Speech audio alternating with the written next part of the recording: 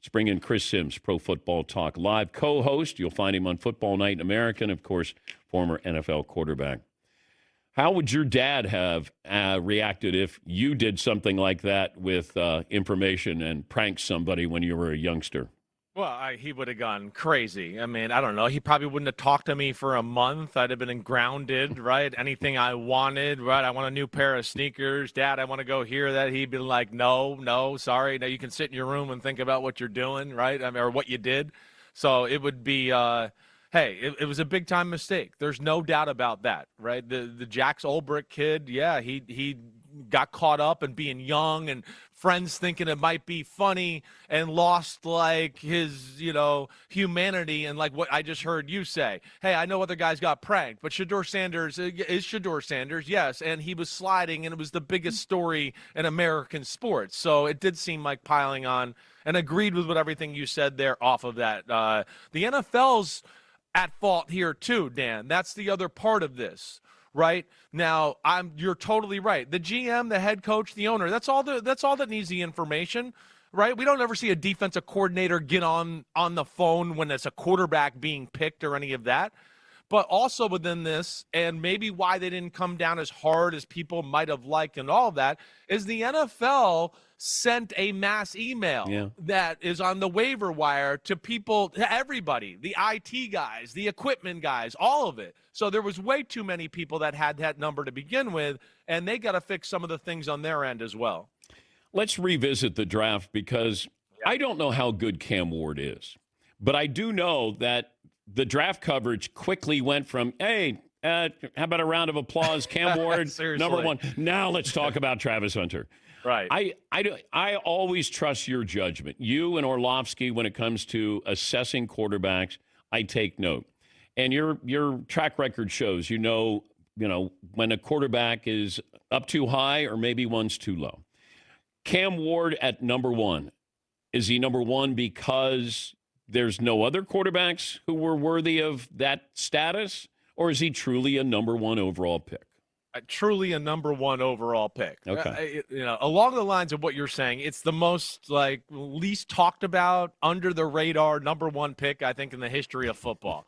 One, because we kind of felt like, hey, they were going to take him 5 or 6 weeks ago. You never really heard any legitimate trade chatter. They didn't get involved in veteran free agency. So all signs pointed towards that. And then, of course, like you're talking about, Shedeur, Travis Hunter, Abdul Carter, a little injury, all of those things kind of took center stage. But Cam Ward is special. He is that. His arm is gifted, Dan. You know that. I love talent.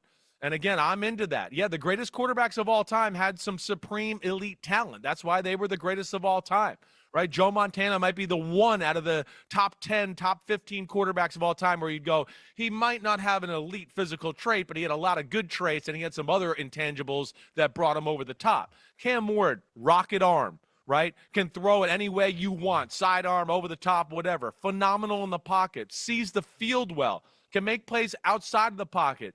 Throws the ball on the run as good as you're going to find. So to answer that question, and let's go back to last year's draft, Cam Ward would have been in the mix for my money up there. I still probably would have had Caleb Williams and Jaden Daniels number 2, but I think if I was fair to where I was at last year in my evaluation, I think Cam Ward would have been my 3rd quarterback in that class last year. So that's what I think of him. He's legit, is what I'm saying. Who is the second best quarterback in this draft? That's the great question, right? I'm not in love with any of them. I'm on record on my podcast, Pro Football Talk, going, if I was a GM, I really wouldn't want to stake my claim or name to any of these guys for the future of my organization. I like Jackson Dart. He's good, but I'm not wowed by it. Same with Tyler Shough. Same with Shedeur Sanders. On the field, I still like Shedeur Sanders more. I do. I'm a fan of Shedeur and what he does there. But I said from the start, too, I wouldn't want to take him in the top 10. I really wouldn't want to take him in the top 20. And I was very aware that he might fall and do that. But, yeah, I don't love that group. To me, again, there may be borderline starters. I think in my heart of hearts, I look at them to think maybe they're great backups as we go on here to the future. We'll see where it goes. But, yeah, Cam Ward's the only guy I really loved here. What are the Cleveland Browns doing? It's a great question. First off, what stinks is an amazing draft. They had an amazing draft, but we can't talk about it because we're just going to talk about one guy, right? And Shedeur has, of course, been the center of attention here. Where Cleveland messes up a lot of times, and they do a lot of good here too. But to me, they let analytics drive their organization and their team more than any other organization in football. And I've asked Andrew Berry that flat out, and he's told me, yeah, that's fair to say, Chris. You're not off there on saying that. And what to me where they mess up sometimes is the human aspect. When you follow numbers and formulas all the time, you lose the fact of, wait, hey, the numbers, the value, that's all great. But what is it going to do to the value of our team when every day everybody in the locker room is going to go, how'd the quarterbacks do? What happened? How did Shedeur do? How did Dylan Gabriel do? Hey, and then it's Mary Kay Cabot and every person in the Cleveland media. Hey, well, the quarterback. Hey, Myles Garrett. The hell with the rest of the team. How did the quarterbacks thing go today? Then it's going to overtake their organization. And this is they've fallen in that trap with Deshaun Watson, lost the human aspect. They kind of fell in that trap with Johnny Manziel. And that, to me, is one of the issues that at least I see here from the outside looking in. You're not winning now. I wouldn't have re-signed Myles Garrett. I think they truly tried to see if they could trade him. But you got the Deshaun Watson situation not going away. Travis Hunter would have been hey, there's the future. We have something that nobody else has, and we can show him off on both sides of the ball. I would have gone after Shedeur Sanders in the third round instead of Dylan Gabriel. Sure. I just thought, why not try this? Because you've tried other things and it hasn't worked out. Travis Hunter, you got something that is a tune-in factor. There's no tune-in factor here, at least not right now. Myles Garrett's a Hall of Famer, but I don't know if you gather the kids and say, hey, Myles Garrett's on the field. No, I think you're right. Right now, Cleveland, everyone's going, hey, kids, watch Cleveland. Let's see how they figure out or screw up this whole quarterback situation with their whole team right now. They're a little bit into that. I'm with you in a little of, I certainly thought, hey, maybe it's time to tear the Band-Aid off, trade Myles Garrett, start a new era, get assets, get picks, get some money back because you're still stuck in the Deshaun Watson thing, and rebuild your football team. Now, I think, one, they're trying to go a little bit of, we're going to rebuild our football team on the fly while trying to stay competitive. At least that's what it looks like to me. And they do still have some things on their roster where you go, that's pretty good. But do I look at it and go, oh, you're going to make a run in the AFC playoffs or do something like that? Absolutely not. I do not.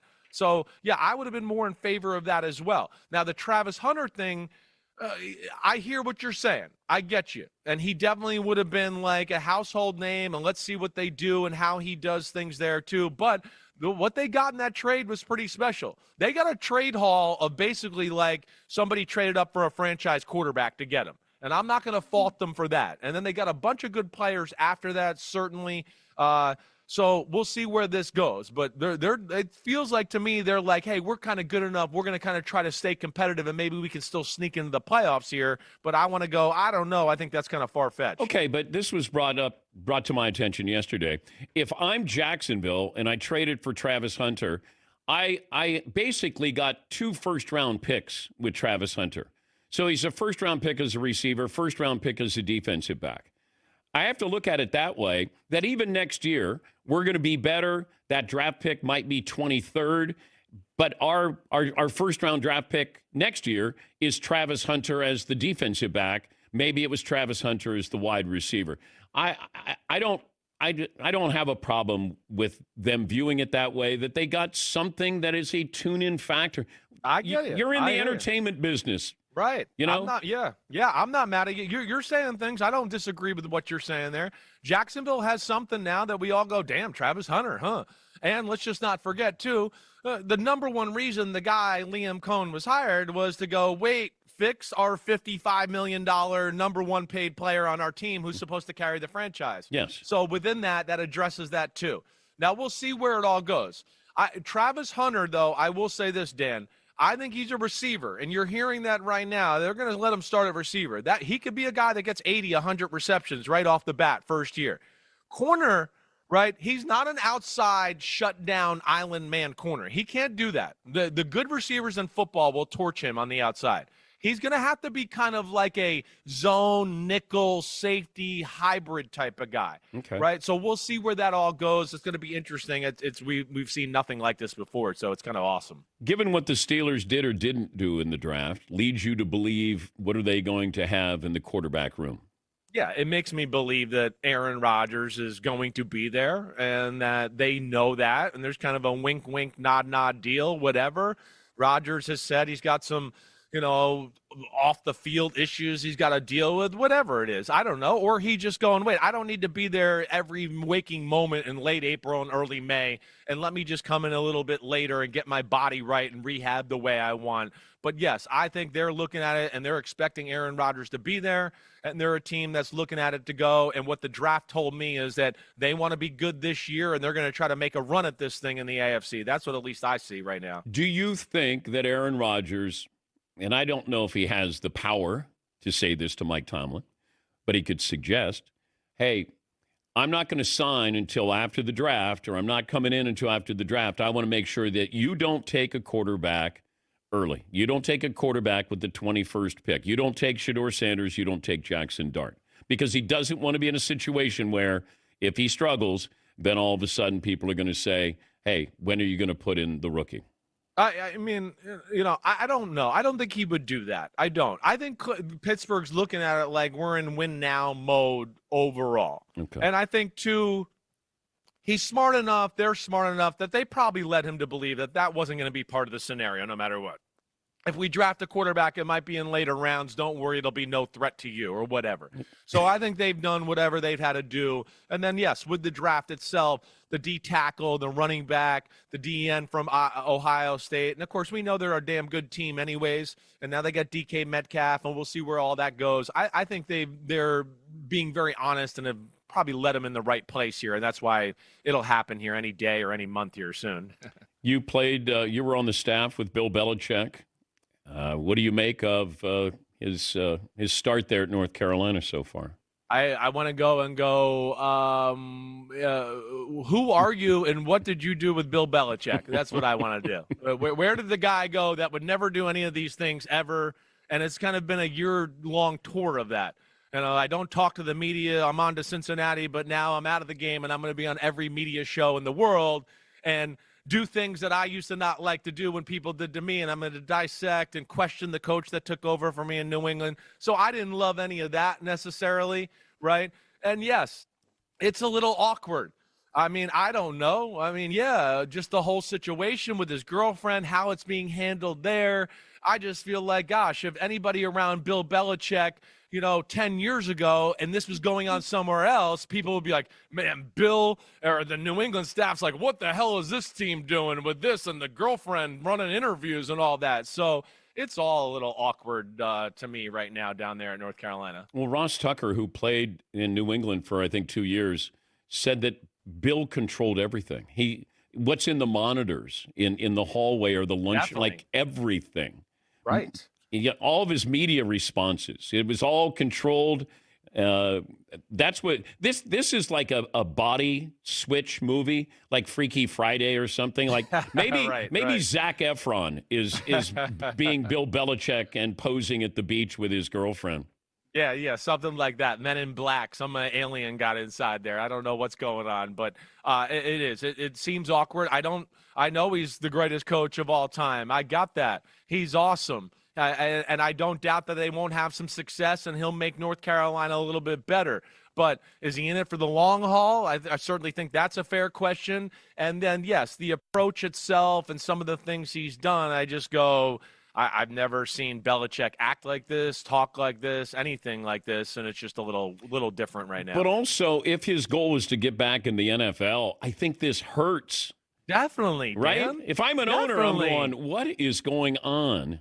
That's already what everybody is saying in the NFL. I mean, there's a reason you look at it and you go, a lot of his old staff and stuff kind of said, I don't think I'm going down there with you. I'll go somewhere else. See you later, right? So I think that says a lot to it itself. And I agree 100%. I don't think he's doing himself any favors at all to get back in the NFL and win over a GM or an owner that way. Good to talk to you, Chris, as always. Thanks for joining us. Thanks, buddy. Say hi to all those knuckleheads you got over there with you. Wow. Chris says hi, knuckleheads. Hi, Chris.